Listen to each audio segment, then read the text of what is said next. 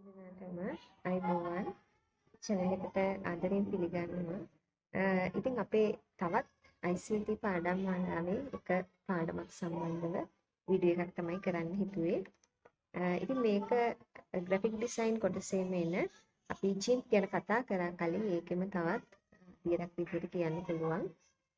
මෙතෙන්දී අපි කතා කරන්නේ ඇත්තටම දැන් අපි දන්නවා පෝස්ට් එකක් නිර්මාණය කරන වගේ දෙයකදී සහ ලීෆ්ලට් එකක් වගේ දෙයකදී අපි ටෙක්ස්ට් වලින් තමයි වැඩිපුර දේවල් කරන්නේ. ඒ ටෙක්ස්ට් එකක් කොහොමද අපි ජිම්ප හරහා ක්‍රියේටිව් විදිහට නිර්මාණය කරගන්නේ කියන එක තමයි බලන්නේ. ඉතින් ඒකේ මූලිකම අදියරක් විදිහට කොහොමද මේ ටූල්ස් භාවිතා කරන්නේ කියන එක ගැන බලමු. එහෙනම් අපි යමු වීඩියෝ එකට. අපි යනවා ජිම්ප් කියන මෘදුකාංගයට. මේකෙදී දැන් ඔයගොල්ලන්ගේ මේ 11 ශ්‍රේණියේ පෙළ පොතේ තියෙනම ප්‍රැක්ටිකල් එකක් තමයි අපි කරන්නේ. දැන් ඒකෙදී කොහොමද ඒ භාවිතා කරන ටූල්ස් මොනවද කියලා අපි බලමු. දැන් මමත් මේ කලින් මේක ඉච්චර කරලා නැහැ. අපි බලමු මේක කොහොමද කරන්න කියලා. ඉස්සෙල්ලම දැන් අපිට ගන්න ඕන පිටුව අපි හදා ගන්න ඕනේ. ඒකෙදී ෆයිල් new ගියාට පස්සේ අපිට ඒකේ සයිස් එක දෙන්න තියෙනවා. සයිස් එක මම දෙනවා මෙන්න මේ විදිහට 640.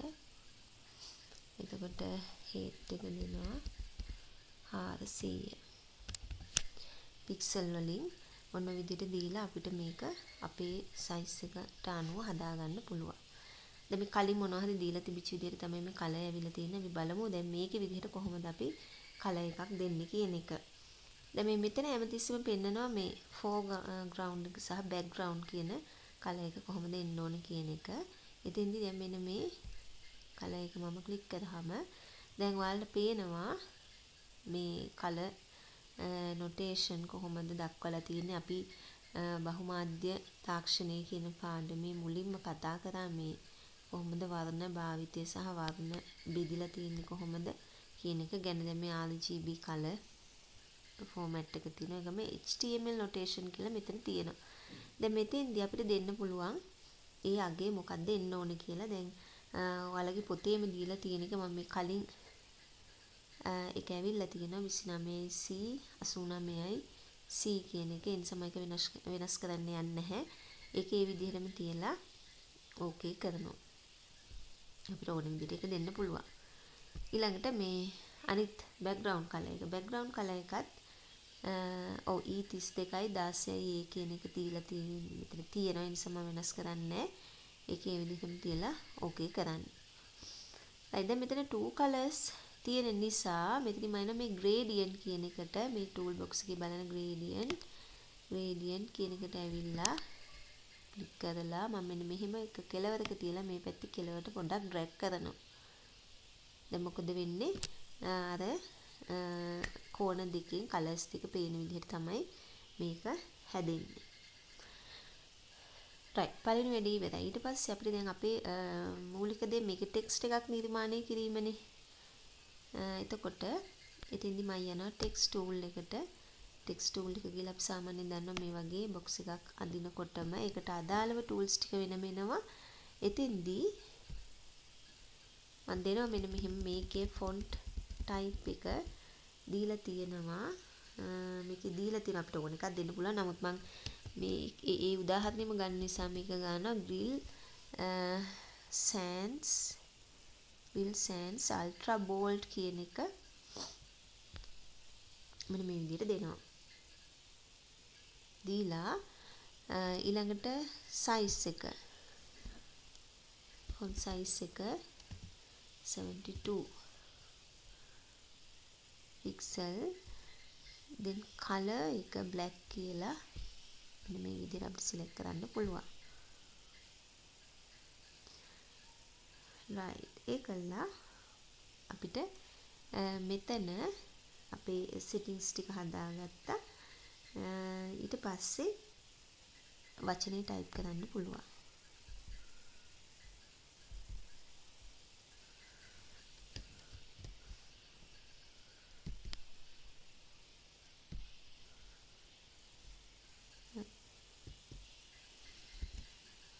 nature. No, this is black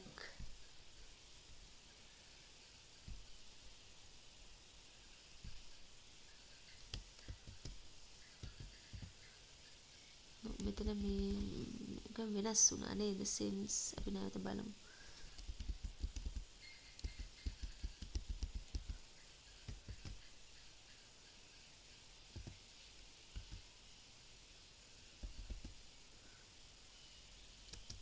Ring Sans Ultra Bold.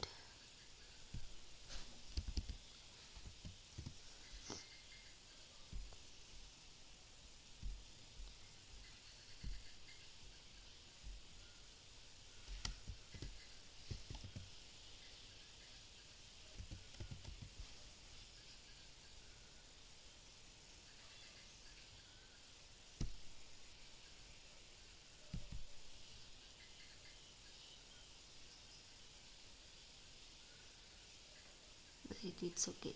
අපි nature කියලා මේ විදිහට type කරලා අපිට මේක move tool එකෙන් මේ අපේ පිටුවේ ඕන තැනකට මේක ගෙනියන්න පුළුවන්. right. ඊළඟ step එකට ගියොත් new layer එකක් අපිට ගන්න ඕන. මේ text එක මම මේ විදිහටම select කරලා මෙන්න අපිට පෙන්නනවා දැන් මේ පැත්තේ tool box එක වගේ මේ පැත්තේ තියෙනවා layer palette එක එක ස්තර. එතනින් මම new layer කියලා එකක් ගන්නවා. new layer ආවහම ඒකට නමක් අපිට දෙන්න මෙතන යනවා layer name කියලා. ඒකේ text border කියන එක ඇවිල්ලා තියෙනවා. ඒ නිසා මම ඒක එහෙමම තියලා මෙතන okay කරනවා.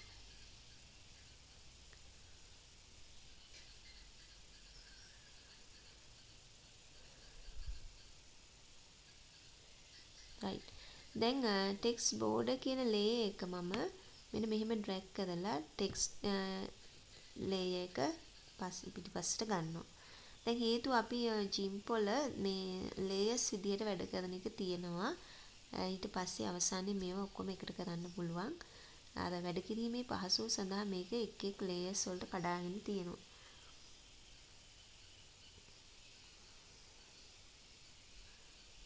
text layer එකට මම යනවා. text layer එකට ගිහිල්ලා ඒකේ තියලා මම mouse එකේ දකුණු පැත්ත ක්ලික් කරලා මෙන්න මේ පහළට එනවා alpha to selection කියලා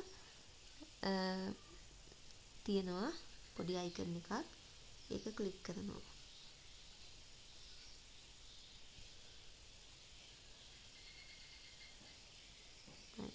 ඊට පස්සේ මම යනවා text border කියන එක layer එක text border layer එකට ගිහිල්ලා text border කියන layer එකේදී මේක මම foreground එක දෙනවා white. ඊළඟට background එක දෙනවා black. right. අපි බලමු මොනවද මේ වගේ සිද්ධ වෙන වෙනස්කම් කියලා.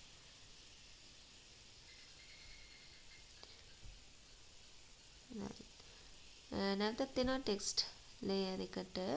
text layer එක මේකට ඇවිල්ලා මේකට shadow එකක් දාන්න.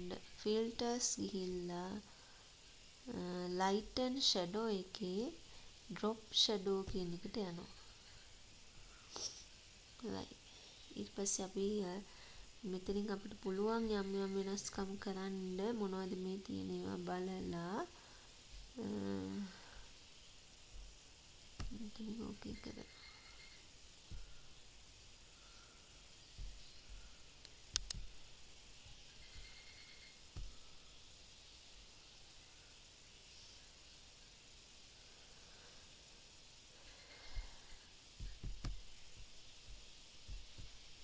මම මේක අයින් කරගන්න මේ